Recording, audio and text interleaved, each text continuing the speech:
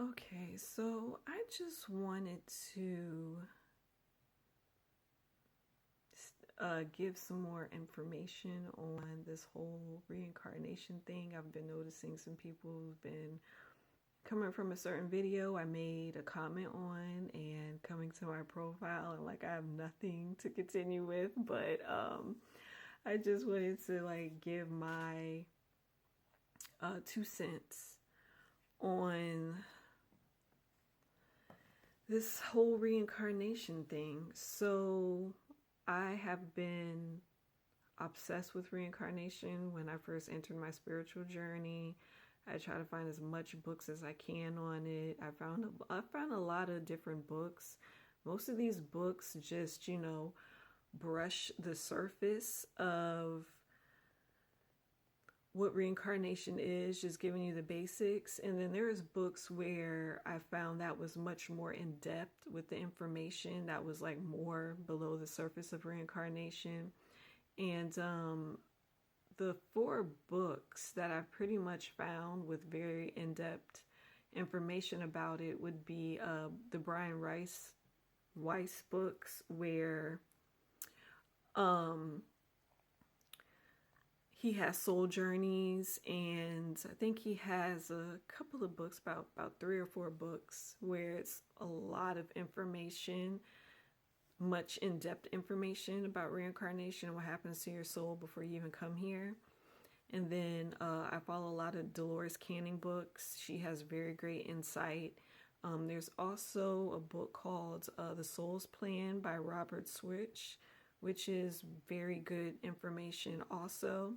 And then there's another book that was called Reincarnation, Past Life, and Akashic Records. And this person was a reader of Akashic Records, and she was sharing her clients' stories about their past lives and what they came here to work out.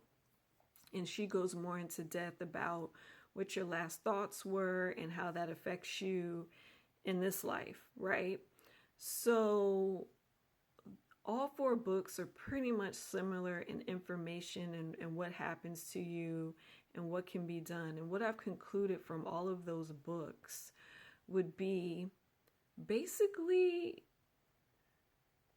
there's so many different scenarios that the human mind cannot grasp or understand, because we have to understand that we're souls. We're all made unique. We're all made differently. And we're all going to have different experiences and different paths according to our unique souls and what we want to learn and what we want to go through, right? And I think that's hard for the human mind to grasp, because we can grasp things in boxes and categories. And it's hard because a lot of the spiritual stuff isn't in boxes and categories. It's a free-for-all. And I think that's hard for the human mind to really understand. And we're trying to box it in categories, but we can't, because everything is varied. It's unique to your own personal soul. Everything is tailored to your own personal soul. So that means when you reincarnate, you can experience anything. You can experience whatever you want, right? And I found that the one common thing was it depends on your belief system and what you believe. If you're super spiritual, if you are very religious, you're going to see certain things where it's like, oh, you go sit down and talk to Jesus or God, or you sit down and talk to the angels. Or if you're really spiritual, oh, you're going to the other side, you're being greedy, you're meeting other souls. It really depends on your perspective and your beliefs at the time. All right. Then also the common thing is, that's my timer. It's time for me to get off and stop talking. But the other common thing is that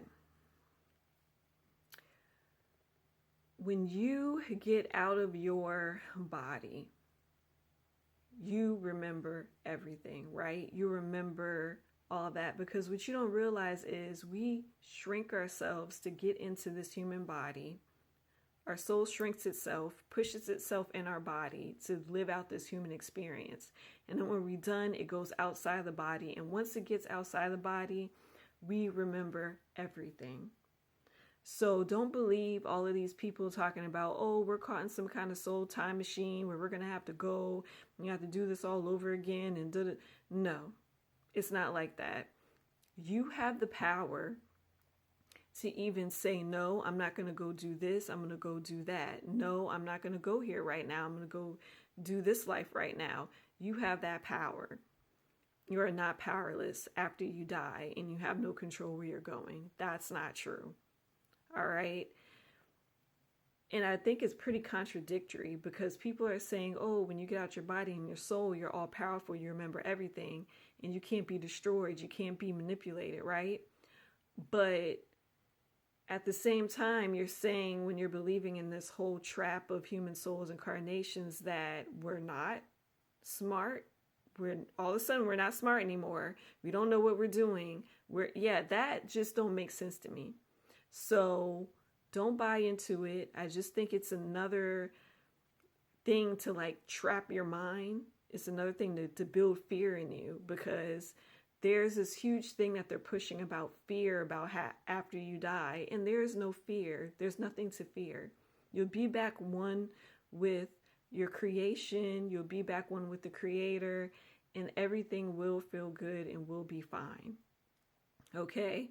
So I just wanted to give my 2 cents on that. If you want me to do some more tidbits on whatever I've learned, then please comment down below. But yeah, that's pretty much it for my take and what I've learned about it so far. Still looking for books that, hey, blow my mind again and give me more information and insight. But also, if you want more information and insight too, listen to people's near-death experiences because that is way closer to the truth of what will happen to you than anything else. And it gives you a glimpse on what the other side really does look like. So that's it. Everybody be blessed. May love and light be with you. Bye.